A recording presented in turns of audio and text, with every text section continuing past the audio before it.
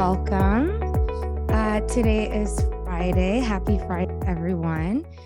We'd like to thank you for joining our ER survey press conference. Today will be the official launch of NAMI-NYC's second iteration of the emergency room survey of the of the psych ERs around New York City. We're going to have two versions of this survey. One is for family and friends, and one is for peers and consumers. The languages will be available later next week. However, today we will have the English available. Now, today we are joined with a lovely crew of people who are going to share their lived experience as to why it's imperative that we have the Psych ER survey now, and we launch it now and make sure that we are getting a window into what is really happening in our ERs around New York City. So today we're going to be joined by our CEO, Matt Kudish of NAMI-NYC, the National Alliance on Mental Illness of New York City. We're also going to be joined a little later by City Council member Eric Botcher, who just so happens to be our council member, but also a big mental health advocate. We also have Father Frank Black, who is with the St. Matthew, St. Gregory the Great, and Our Lady of Charity parishes. And we also have here, he is part of Manhattan Together, and in the audience we have leaders of Manhattan Together Coalition. We also have on the Zoom, because this is a hybrid event, one of our speakers will be the chair of NAMI-NYC's board, Ray Schwartz. And then we will also be having our NAMI-NYC advocacy ambassador and a peer specialist, Evelyn Graham-Nyasi, who will be speaking later. And then we will end today with John DiNatale on the screen, who is a family member and also a board advocacy committee and board NAMI-NYC board member. So thank you everyone in the Zoom. If you would like to submit questions, we're going to be taking questions first from the press. However, we're going to take questions afterwards, 2 or 3 from the audience. And if you would like to submit that, there is a Q&A that is in at the bottom of the Zoom that you can submit your question, and we will be screening them throughout the event. We also have live simultaneous interpretation in Spanish available. Si necesitan interpretación en español, pueden usar el canal en español al bajo de la pantalla. So we will have Spanish translation happening simultaneously throughout this event. And I forgot to introduce myself. Hi, I'm Kimberly Blair. I'm the Director of Public Policy and Advocacy here at NAMI-NYC. And I have been working on the Psych ER survey with the Board Advocacy Committee.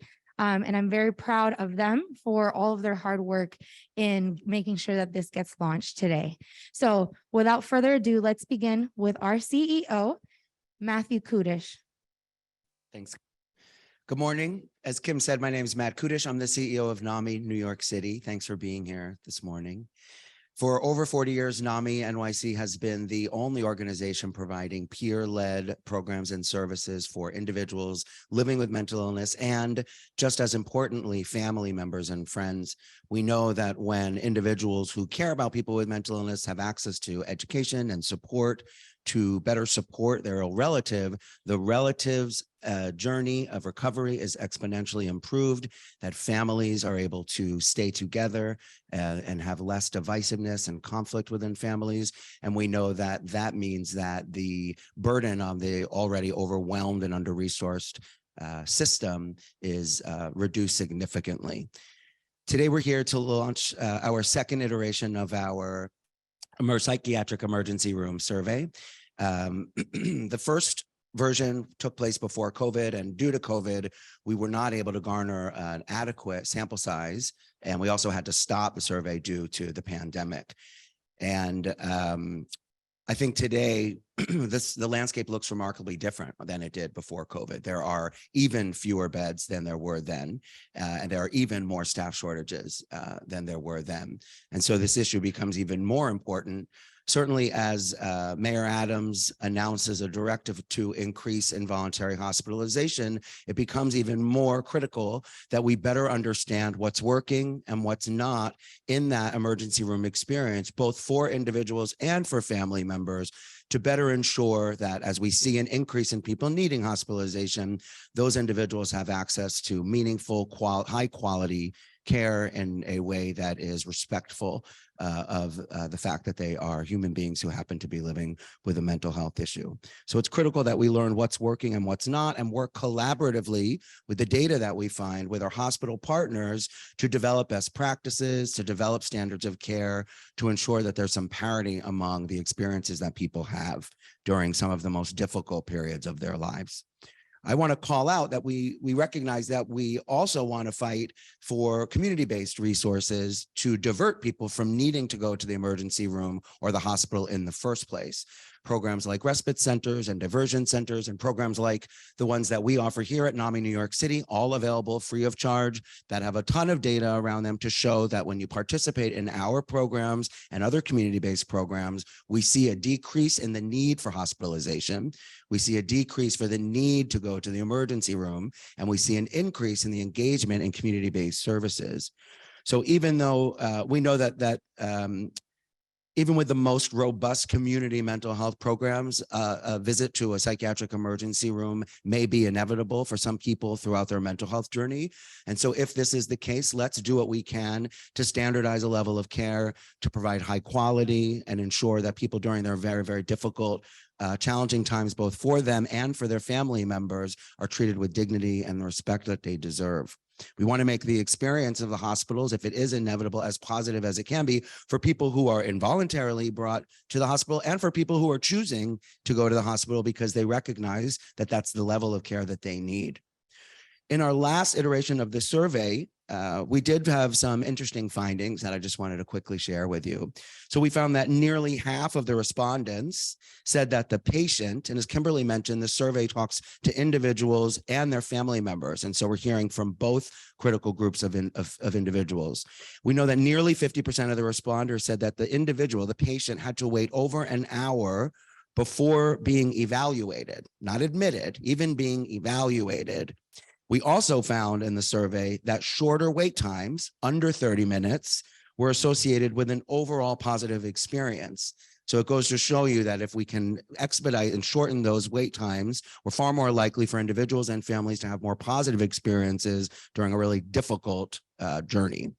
We also know that about 60%, 59% of respondents said that the doctors and the hospital staff they worked with did not tell them about their privacy rights. And what that meant is that many people were being asked to discuss what was going on for them in the midst of perhaps a psychotic state, on a gurney in a hallway with other people around, lights, fluorescent lights and buzzing, to talk about what's going on for them. They didn't know that they could ask to do that in a different setting. They were doing that in a public forum and very often in the hallway of a hospital. And of those who were not admitted, they were seen in the emergency room, but not admitted to the hospital, 62% said that they were given no information or referrals for follow-up care. So they went to the hospital or they were brought to the hospital, they were seen, and they were told they could leave. They weren't discharged because they were never admitted. But when they left after, they were given absolutely no information about someone to call, somewhere to go to find more ongoing support. They were left to their own devices. And we also know, lastly, that patients who were allowed to have a family member with them were more likely to say that the staff gave them emotional support. They were more likely to say they were treated with respect.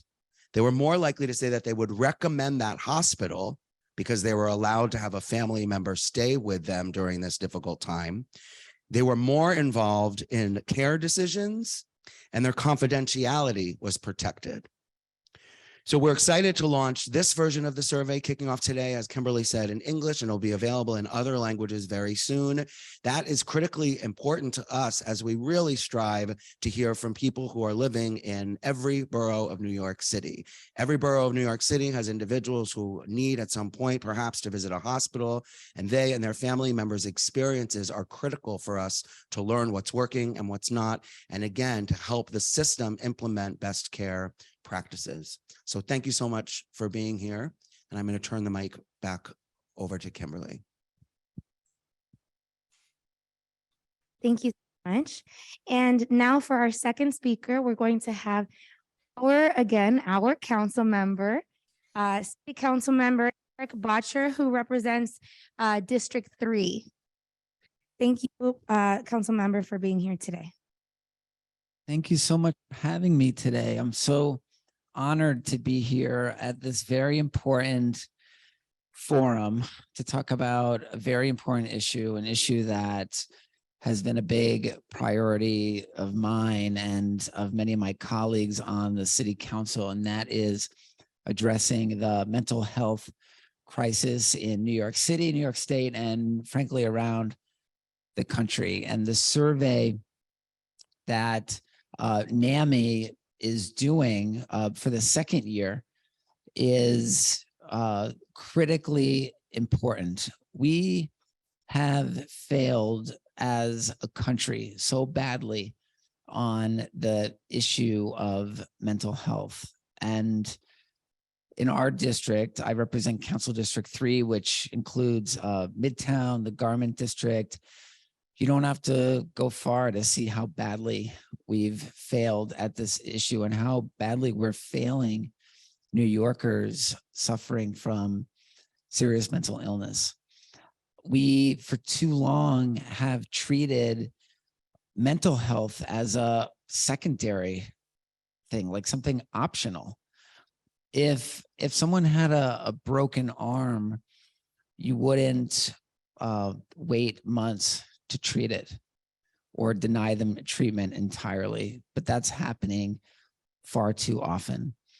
A critical piece of getting a handle on this issue, and I really do believe that the narrative is changing on mental health. I believe that our collective efforts are making progress.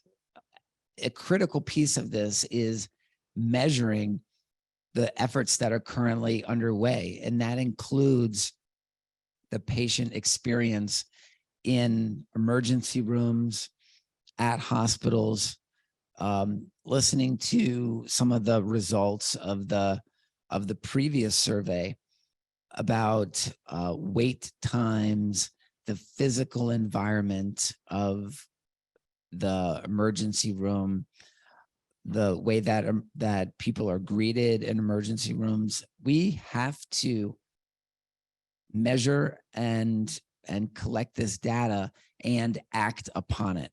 So I want to, in my capacity as a city council member, help NAMI and everyone else involved take the results of this survey and affect change with it, because you can't just gather this critical information and then let these surveys collect dust on a shelf. We have to make sure that health and hospitals and all the other stakeholders that provide these emergency services act on the recommendations. So step one, take the report data. Step two, affect the change that's needed. If we don't, we'll never really make progress, and we'll never really do justice to the millions of New Yorkers who need help right now. Thank you so much.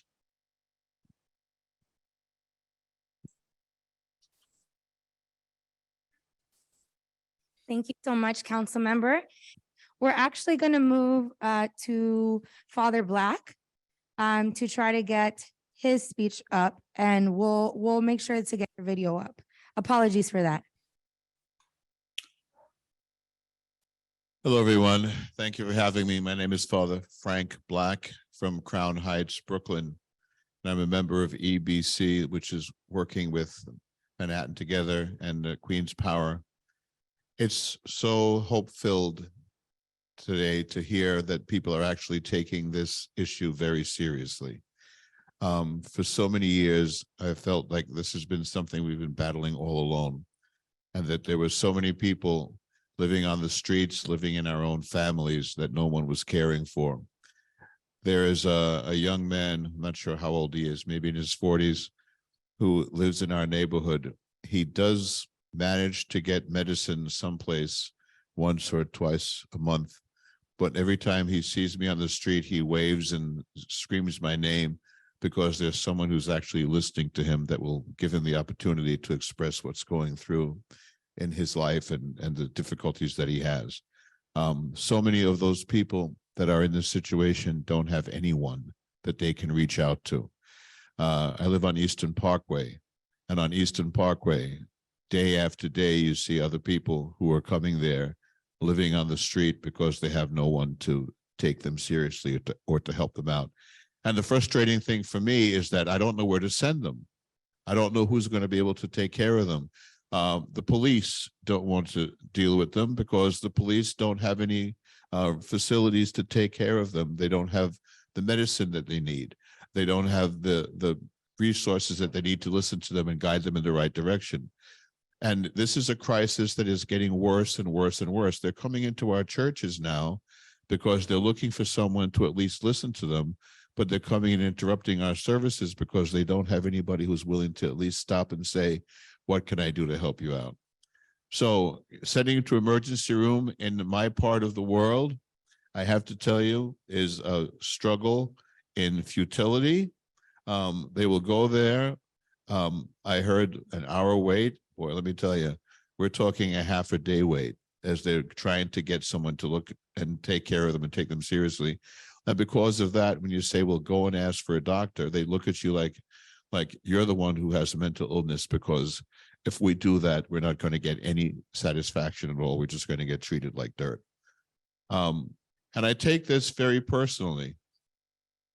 And it's very personal to me because, like so many people, I also have someone, my own brother, who in my family is struggling with mental illness since we were teenagers. We've been trying to get someone to help him. And just recently, as he had his leg amputated and was in a hospital for help, he almost lost his life. They sent him to a rehab center, and the rehab center took him in. Now he has one leg and he thinks he's fine. And they just discharged him back to his house, where this is like going to be the third time when he's almost lost his life because of his mental illness. This is a very personal thing for me and for so many other people. And like so many other people, I'm here to say it's not something that we need to hide, that we need to keep buried. It's something we need to talk about and put out there so the sun will shine on the darkness, which is the mental illness that we're struggling with in our society today. And either it's becoming more obvious or it's getting worse. And there are more and more people that are being challenged by this day by day. And we complain about the gun violence. How many people with the gun who are participating in the gun violence are battling mental illness? We're complaining about all these different things that are happening in our neighborhoods. How much of it is responsible? Is the responsibility of mental illness. We need to take it very seriously. And we need to thank God that somebody's asking for the people in our neighborhoods now, explain what is going on so we can actually address it. We need to have some place where people can go and they can get some sort of service and not being pushed to one side like they're a piece of trash. They're not trash. They're human beings. There are literally brothers and sisters, and they are members of our community and deserve our attention and our care. Thank you for having me, and let us work together to make this a better situation for all concerned. Thank you.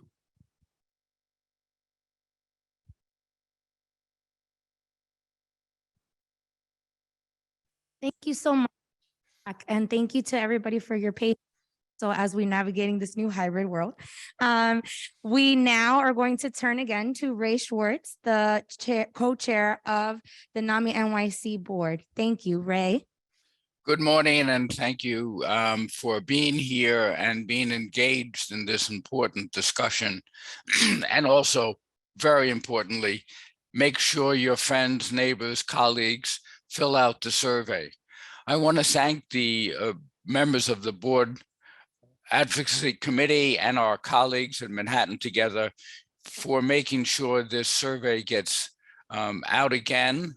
The initial survey was cut short by the pandemic, but it was a became a pilot, and we learned from that pilot what we need to make some changes, what changes we need to make within the survey, and how we need to make sure that we can get this survey out to every neighborhood and community in New York City. We need a wide range of responses from people in all areas of the city to make this really meaningful. And as the council member noted, we need to make sure we get the data to support what our initial pilot demonstrated, that there is a real need to make major improvements in the quality of mental health care, including the psychiatric ERs and people who show up and need to go to who end up at the hospital because they have no place else to go for their care. Mental health services need to be expanded so that communities have access to community care and don't have to rely on hospitals. That will take time. The hospitals are there now, and we need to make sure that people can get the services they need while we develop a really strong community-based mental health service sector. And that includes ways and services that will respond to people in crisis so they don't have to go to the hospital. And also, if there are adequate community-based services, people will need the hospital less often. While we work to develop those community-based mobile crisis services, community organized clinics and services and supports, the hospitals are a critical and important stop for many individuals who need those services. Too often people are waiting multiple hours, half a day. Too often they don't have really good interactions with staff in the hospital because the staff are pressed. The staff also may not be always skilled because you don't always get to see a mental health professional. And the lack of staff often results in very brief, ineffective services. So we know we need to make those changes, and we know we need to see connections developed from the hospital to community-based services so someone really can go from the hospital to find a community-based service. And that is often not the case. People leave the hospital, either the ER or if they're inpatient, without adequate knowledge and information about what the next step is and how to care for themselves or how the friends and family will be able to support them. So this survey really needs to be taken in hand and distributed and asked to be distributed citywide so everyone has a chance to respond. Our pilot was cut short, and while it provided good information, we know we need to connect and ensure that we have real ongoing responses from friends, family, the individuals who are seeking service from all around the city. And so I really encourage everyone to take this opportunity to make sure the survey is widely distributed and responded to. Our colleagues, Manhattan Together, and the rest of their supporters will be extremely helpful. And we know that our members on the advocacy committee from the NAMI board will be engaged in this as well. And I know that Kim and her network of friends and peers and the staff from NAMI will be taking this survey also into various communities. So it's really important that we reach out to everyone. One, it raises the idea that mental health services are needed and valued. It helps us reduce the stigma and discrimination that people with mental illness live with. So this is an important part of that process of making mental health services available to everyone, and that we focus on community-based services. So thank you so much for being engaged and spending time with us this morning. Thank you, Kim. Your opportunity to help us is really important. And good morning. Good morning. Ray. Thank you so much for your words. And so before I do, I just want to acknowledge that we actually have another speaker who is going to be joining us today after this next speaker. Her name is Naveen Raman, and she's a family member. So now we're going to turn to Evelyn Graham-Nyasi and then Naveen Raman. Thank you so much. Evelyn, would you like to introduce yourself? Hello, my name is Evelyn Graham-Nyasi. I am an NAMI ambassador. I work at Community Access, and I graduated from Howard Hart Peer Training School, and I'm happy to be here. Okay, I just introduced myself, but I'll say it again. Hello, my name is Evelyn Graham-Nyasi, and I am a NAMI ambassador and a peer specialist, a person with a lived mental health experience. I would like to share my experience in the Psych ER and why an evaluation of Psych ERs is important. I was dropped off at a well-known hospital the weekend of Martin Luther King's birthday when I sat for hours before a man came and took my blood pressure. After that, I sat for a few more hours before I was taken to a darkly lit room and told to put my coat and medication in a locker. They then took me to the holding bin where we were locked up like animals. I sat there for 2 to 3 hours. Then I saw a doctor who I asked for my blood pressure medication because I didn't want to have a stroke. And he ignored me and sent me back to my seat. It was a long weekend, like I said. There was nothing to do but eat, listen to the screaming and hollering, and sleep. There were barely enough beds available. And I was finally given my blood pressure medication on Monday because Monday. Because I was not triggered triage most properly, I had to spend my weekend in the Psych ER holding bin. I will add that I was only there because someone lied and said that I had a knife, and I didn't. We need to know how many people this is happening to, and the evaluation of the Psych ERs would do this. Thank you.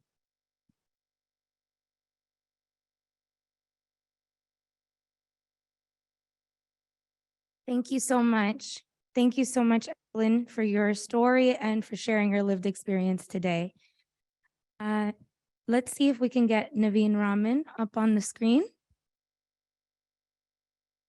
She's joining us from school, so we are very grateful for her. I'm at work, actually. I took my prep, which is my free period now, to be able to join in. My name is Naveen Raman, and I'm also a NAMI advocate, ambassador, and I'm also a school teacher. And yes, I have 2 family members. I have 2 sons who are in mental health. Actually, which I had repeated, I have 1 son now, as I have lost my older child. Both had psych emergency ward experiences. I was there for my younger one. We had taken him to a local hospital. It was in the evening. He voluntarily went because he was not doing well, and we said, okay, let's go. And we had to wait for hours and hours. And anyway, so they decided that they would keep him there, and they kept him in these little tiny rooms. He's a very quiet, sweet boy, and it was horrific for me as well. So I was able to be with him, but then I had to come back home. They were like little cells, and there were other patients who had been brought in. They were in chains, and possibly they were criminals. I'm unable to say. And so he was there, and they had transferred him to the psych hospital upstairs in the psych ward. And then the other experience is with my older son, and he was their father had called the 911 on him, and they came and they handcuffed him, and it was just that he was having maybe a mood issue or whatever, and they took him to the sidewalk ward, and they kept him for 70. It was like a 72-hour thing, but they had kept him for 24 hours. So yes, the situation is the same. People like my son should not be going to psych wards and being locked up. It's like a jail. I've been there. My youngest son was in the hospital for 2 months, and he was more miserable there than he would have been outside. But there was no such thing as a friendly environment where families can actually go there for a prolonged period. And the same hospital had many, many different, wards where he was in the neurology for a few days, and there was a waiting room, and the patient's attendance could stay. But in the psych ward, it's completely different. And I have so much more personal experiences, which I don't think there's enough time over here for everyone. But I'm here to help anyone because of my two personal experiences with both my boys. I've lost one child, and I'm now with the other one. Thank you. Thank you so much, Naveen, and thank you for joining us. I know that you're working, but your dedication is just so apparent that you were able to join during your free period. So we appreciate you for sharing your story. And then for our last story and speech of today, we're actually going to play a pre-recorded video from our board member, John DiNatale. He really wanted to be here today, but unfortunately had a work conflict. So if we could kindly just bring up the video with John DiNatale, it will just be in a few short moments. Thank you. Hi, my name is John DiNatale. I'm a board member of NAMI-NYC, and I also facilitate a families to family class. So I get to speak to family members a lot who have gone through the experience of the emergency room intake for psychiatric patients. It is hit or miss in New York City in all 5 boroughs. Sometimes the care is very good, sometimes it's not very good. My worst experience with my loved one was when my son went into a hospital in Manhattan. He needed care, and he was kept for 3 days in sort of a holding place, and they were waiting for a bed. But the place that he was kept was a room with no windows, with about 10 other people who all were experiencing different degrees of psychiatric distress. There was really no care being given. It was a very difficult thing, and it almost felt, by the end of a day and a half, it almost felt like this is the kind of situation that will definitely make anybody who's in psychosis worse, not better. He finally said to me, "Dad, get me out of here. This is a prison." And we did get him out. And fortunately, we were able to get him out and bring him home because we had the resources to take care of him. Had he not had a loving family to go home to, he could have gotten into trouble. He could have been out on the street. He could have really increased the problem that we all know exists in New York City. So what I want to say is this survey is really about trying to create best standards and to look at how hospital intake for the psychiatric community is. It needs to be done with dignity. It needs to be done with some speed. If you come into a hospital and you're having a serious psychiatric break, you need attention quickly, like if you were having a heart attack. And that does happen in many cases, and it doesn't happen in other cases. So we really need this survey to figure out what the best standard of care is and where it's being given and how to make sure that it's being given everywhere, because everybody who has mental illness deserves the dignity of being treated for their illness and cared for and stabilized when they go into the hospital. Thank you. And thank you, John. I hope when you see this recording, you know that we're extending our gratitude to you sharing your lived experience with us. So at this point, before we turn to press questions and audience questions, I just want to again reiterate how dire it is now for us to be focusing on collecting data on what is going on in our psych-ERs.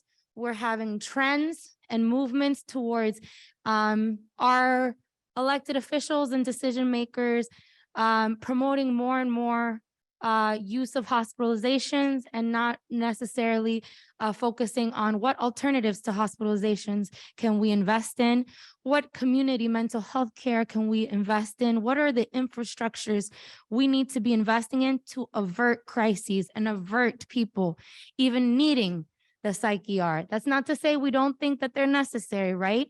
But it is also something that we want to make sure that if people do need it, they're getting the quality care. And we want to also just highlight that we know there are things that are working. There are things that are working, and we want to highlight those as well. And we want to show the city, this is what's working, and this is what you need to keep doing to make sure that quality care is continued, okay? So our goal really is to make sure this time around we have a large enough sample size that we can make our results generalizable, that we make sure that we reach outer boroughs. Manhattan, we had a good representation last time, but we need to make sure that we're reaching the Bronx, Brooklyn, Staten Island, and Queens, because we know that New York City is more than just Manhattan. And we want to make sure that we are getting, again, the experiences of both peers, consumers, and family and caregivers, because these are the things that we're often talking about, that the missing piece at the city and state is that they don't know how to support family members of those living with mental health conditions. And we actually have an initiative, a citywide initiative that we've applied for through the city that we hope to receive in order to expand access to family support services. And we think that the time is now to make sure that the whole, not just the 1 out of 5 New Yorkers living with mental health conditions, that we're investing in them, but also the 4 out of 5 who love and care those individuals, because it is a 5 out of 5, 100% New York issue. Okay, so at this moment, we're going to be opening up for questions from the press. And when you ask the question, we're going to pass you the second mic, yes. And please just kindly state your name and what outlet you're with. And please speak slowly, because we are still having the interpreters speak in Spanish. Thank you so much. No problem. Hi, my name is Invita Petwarden. I'm from Columbia University, but I'm in collaboration with WNYC and Gothamist. I was just wondering if you could give us a general time frame for when you expect all of the data to be collected, and also a time frame for when it might be released for the general public to see. Thank you so much. Great question. So at this moment, we're going to release the actual survey itself in English this afternoon.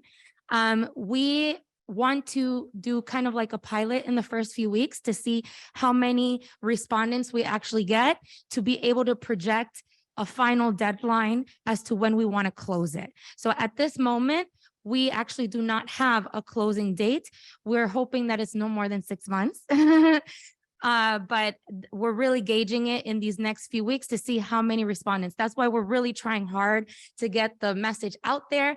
And if you could do your best to help us get the message out there so that we can get enough respondents, so that it doesn't have to be a whole 6 months, it could be shorter. Thank you. And we can definitely follow up as well with Gothamist, or if you provide your contact, we can provide the final date once we have it. Thank you. That would be great. Thank you.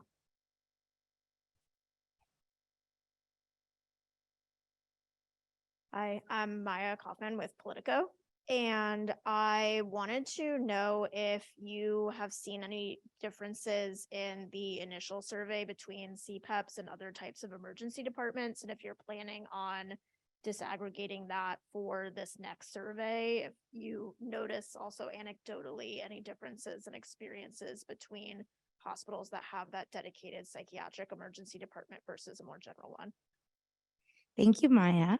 I'm actually going to get some support from my lovely CEO, because I started in the second iteration of the PsychR survey.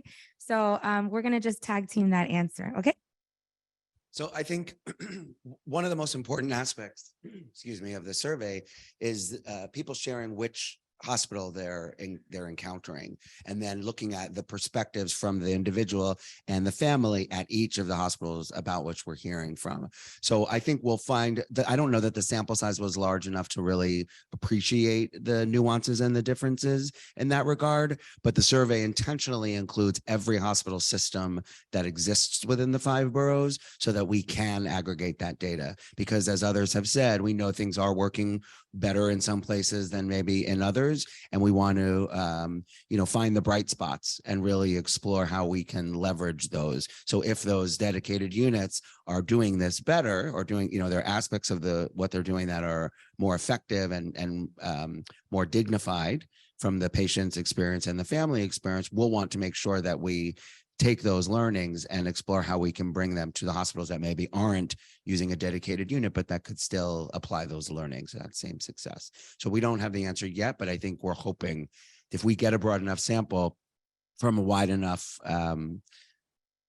of the system, a wide enough number of the hospitals within the system, I think we'll be able to really get some useful data around that. I'd just like to thank you for asking that, because this also informs our data analysis afterwards once we do get the large enough data set, because this is something that actually wasn't asked before, wasn't questioned before. So I appreciate you for asking that question. Thank you. And just quickly, are you partnering with any specific hospitals on this? On the next steps, I think it'll depend. You know, we are only as strong as our partners, and we're looking to do things collaboratively and together to make things as positive as the experience is positive. So this isn't about shaming or blaming anyone. It's about finding out what is working and what isn't. And then hopefully hospitals that maybe see the data and recognize that there are areas for improvement will want to work with us to develop these standards of care. That's our hope and our goal. I don't think we're not looking to force anything to be different. We're hoping that once people see the results, they'll want to work with us to make sure that the patient experience and the family experience is better. So we'll see. We'll see once we get to that point, who among the hospitals, the private and public, are willing to work with us and come to the table and explore how we can together develop these standards of care. But I think it remains to be seen. Yes, and I'd just like to add, in the first iteration, we did have some potential volunteers, but because of the pandemic and, the inaccessibility of the psych ERs, we weren't able to continue with those collaborations and making sure to bring the survey into those ERs. So that also was a constraint in the original findings, the original survey. Any other questions? Oh, yes. Hello. Oh, no, you do, because of the interpreter. Yes, sorry. I'm hoping that you can explain precisely how people can access the survey. So will it be on the NAMI website, and is it shareable link, those kind of things? Yes, awesome question. It is going to come up via email and to our membership, and that can also be distributed. It will also be on a link on the advocacy page, and it's through SurveyMonkey. So that link will also be shareable, that you can just go ahead and share it with your community members. So we're excited about that.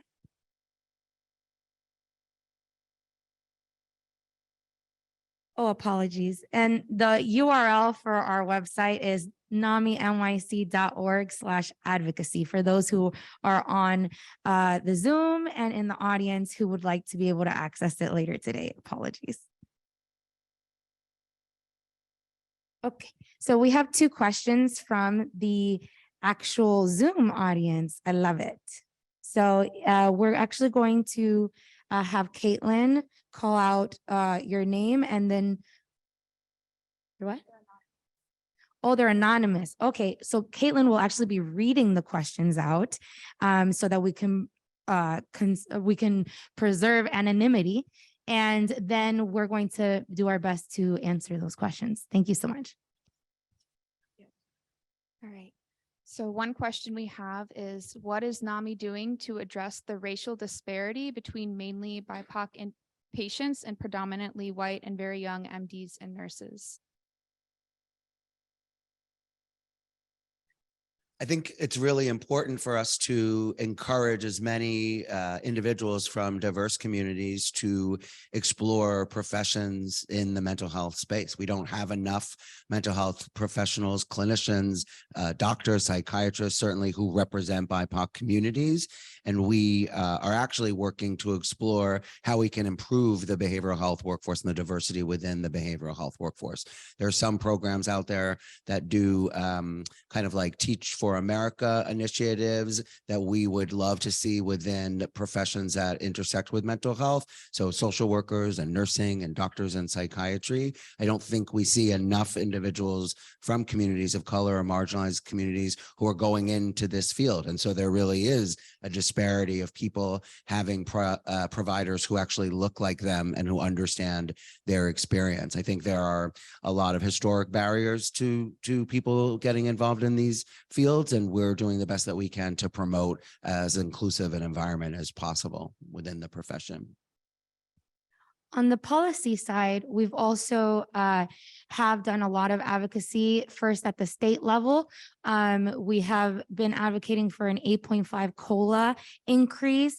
Of course, that's across the board, but we know that there is a mass exit of our BIPOC mental health professionals and those who are working in community-based organizations. So these are the people who actually would be receiving this cost of living adjustment should it pass in this next state budget. We also have advocated for 500 million investment in the behavioral health workforce, along with our partners in NAMI-New York State. And I've specifically, in every encounter with our legislature, and my colleague, also our manager of public policy, Caitlin Garbo, has mentioned to every single state legislator that we've met with the importance of actually investing specifically in BIPOC mental health clinicians, as Matt mentioned. There needs to be a dedicated fund for this. At the city level, we have been advocating for a 6.5 COLA increase for our behavioral health workforce.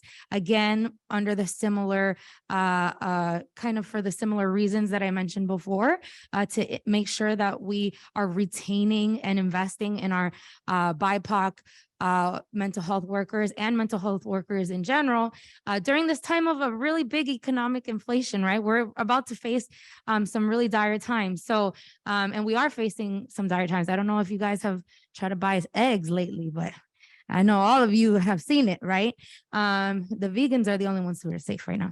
So anyways, but we know that Speaker of the City Council, Speaker Adams, has proposed in her budget proposal kind of like a social work fellowship as well. And we think that this is really important to invest in social workers, especially the nuance that we've been advocating for is BIPOC social workers, making sure that it's not just BIPOC mental health professionals, but also those who identify from low income backgrounds, because through that fellowship, it's really going to be like about tuition